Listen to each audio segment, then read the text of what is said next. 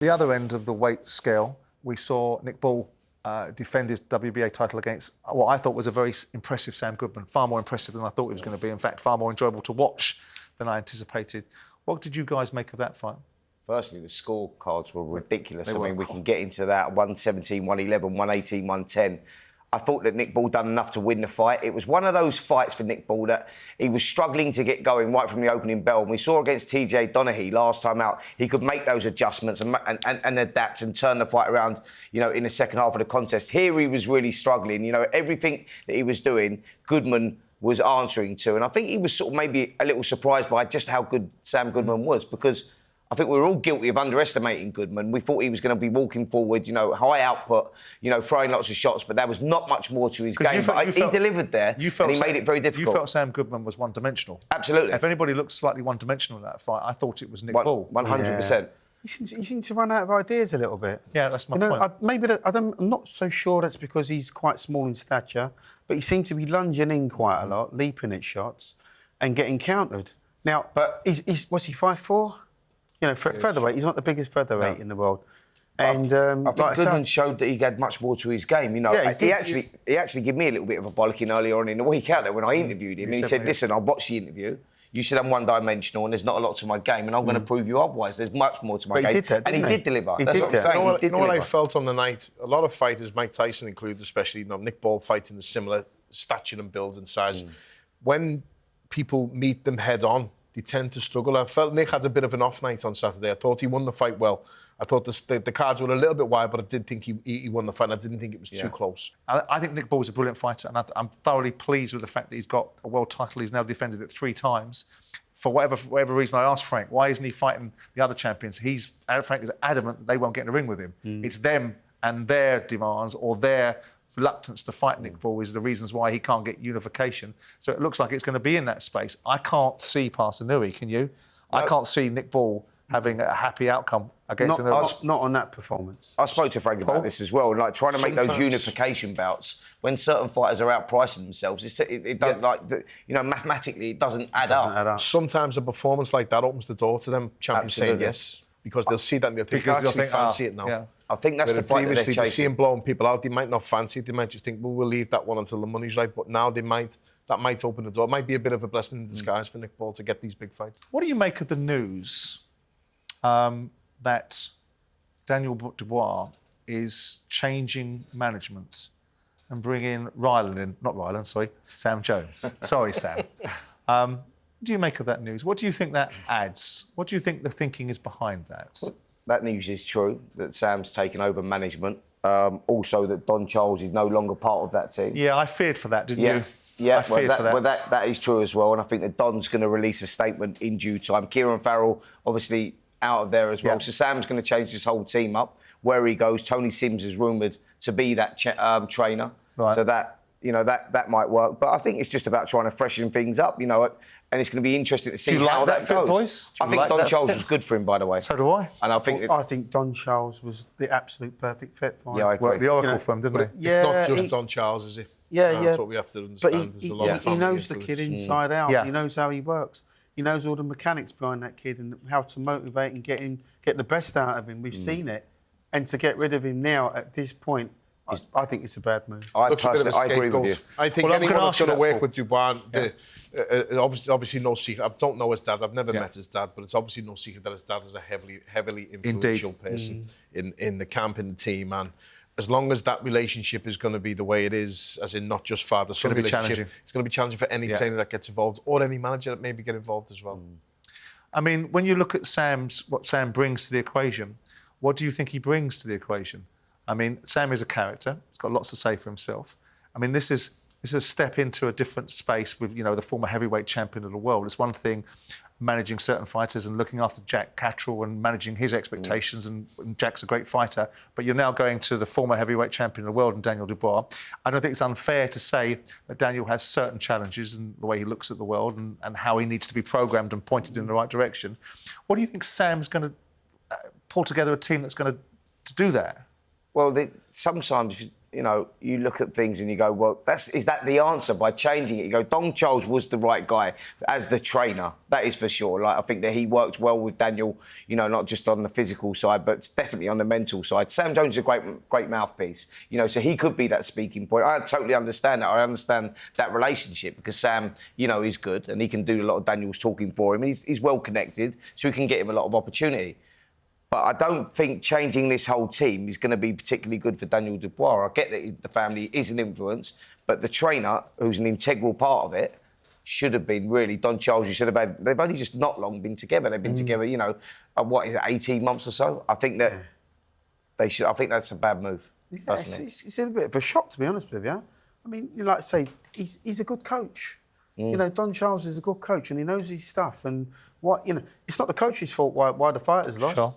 It's the fighter's fault why the fight was lost. I've said this in the past, I think, and I don't want to sound like I'm banging on about the same thing constantly. The only person that can help Daniel Dubois is Daniel Dubois. And mentally, I think there's always going to be that frailty there, which we've seen in the past in big fights, in big occasions, in big events. Now, Sam Jones will be very complimentary for Daniel Dubois because what Daniel lacks, Sam more than makes up for. He's got the gift of the gab, he can speak. He's very well connected, as you said, Spencer, and he gets things done for his fighters. He really but when the looks bell after them. goes, But when the bell goes, it's up to Daniel, isn't it? As you say. Sam Jones steps back and Daniel Dubois has got to take a step forward. I don't want to be disrespectful to his father, and I know his father wasn't very happy with some of the observations that were coming out after the fight and some of the opinions about what his son was subjected to parties at his house. And I said to Don to keep his own counsel about certain things and not get involved in anything, and he did. Do you think, in order for Daniel Dubois to advance and to change the direction of travel, where people question certain things about him, Billy Nelson recently has questioned the fact that you can't install heart into people. Do you think that there needs to be his father pushed into the background a little bit and allow a trainer to train and to do it in an unfettered way and to do it in a way where he's the pivotal influence? Or is it really the die is cast? It's not going to happen. Yeah, that's not going to happen. But that's what needs to happen. Yeah, maybe that's what needs to happen. But that's my point, Spence. Yeah, that's what needs to happen. If I'm training a fighter, I have to train a fighter. If he's going and doing sessions with his dad and with other coaches, it's not going to be helpful. It's going to be detrimental to the fighter or the programme that we have. And unless the trainer and whatever trainer it is, listen, every trainer in this country deserves respect for what they're doing for fighters to help. And obviously they're employed by the fighter and the fighter ultimately is the boss. But if you're going to a trainer, you're giving up that sort of responsibility and you're making the trainer the boss in the gym. And whatever we do physically and in the gym is up to you. So what would you do if in some alternate universe where his father came to you and said, I want you to train my son, because we know it starts with his father. What would you do? What would you be saying in that situation? I've said for a long time, and I mean this in the most respectful ways I possibly can, I think it's beyond saving with him. I think whenever a fight gets hard, we've seen it proven more than once now, he doesn't seem to have that fortitude, that grit, that desire, that mentality of, you're not beating me, I'm going to stick in this and I'm going to outlast you. And that's what do you mean by that? needed. I mean, he dug in deep against Hrgovic, didn't he? He dug in deep against Hrgovic, but then we saw it in the Joyce fight, it wasn't there. We saw it in the first Usyk fight.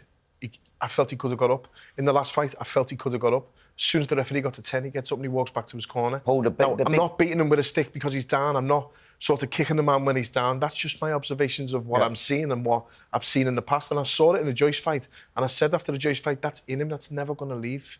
And that's always going to be the case if a fight gets... That's just my opinion. And the big problem here, guys, is when he was down on the floor the second time against Usyk last time out, he's looking at his father for instruction. If his father tells him to get up, he gets up. So this all goes back round to his dad, doesn't it? And you go like, for this kid to improve and grow as a human being, he's got to cut his dad out of this whole boxing thing because his dad is too controlling. And when the kid's getting into a situation where he's on the floor and you're looking at your dad, not your trainer, for instruction to get up or not to get up, but then we've got a big problem, Duke. That's the problem. And I think that if that continues, it's also a tough one because look at his dad. His dad's sitting there saying, well, look at the job I've done for my children. There's one world champion, there's another world champion. There's my youngest son coming through, who's a very talented boxer, by the way, young Solomon. I've seen him live in boxing. The dad can sit and say, I've done great by my kids and I've raised them really well, and no one can argue with him. But obviously, when we're talking about dynamics and relationships, I've never seen it, I've never met the man. I'm not involved, so I don't know what goes on. But if it's becoming a bit detrimental to what's going on with the fight, with the trainer relationship, the manager relationship, then maybe they all need to have a discussion themselves. But for me, I think it's mentally... But Don comes out of this, irrespective of the fact he's no longer coaching Daniel Dubois, he'll come out with his reputation enhanced now, won't he? Yep. So it will be. I know there were certain peculiarities about the relationship which was different from other training relationships, whether it be the remuneration or the employee level that Don worked on, whether it be the overriding influence of the father.